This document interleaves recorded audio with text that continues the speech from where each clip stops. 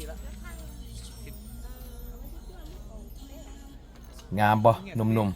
ๆผู้ใดอยากเปิดวาบก็อย่าลืมกดเข้าห้องใดล่ะไลค์กดแชร์เขาเยี่ยนห้องใดล่ะให้กับแอดมินเนี่ยเด้อเขายงเวียนแอดมินกลายมาเห็นเบิ่งเห็นน้องเพิ่นโอ้น่าฮักจิ้มลิ้มก็เลยขอทายเนาะเพื่อให้เพื่อนๆได้มาเบิ่งกันงามสาววังเวียงเด้อพี่น้องเด้อมีแฟนแล้วว่าซ้ำนี่หนุ่มลาวหนุ่มไทยหนุ่มเวียดหนุ่มจีนผู้ใดกลายไปกลายมาเที่ยววังเวียงก็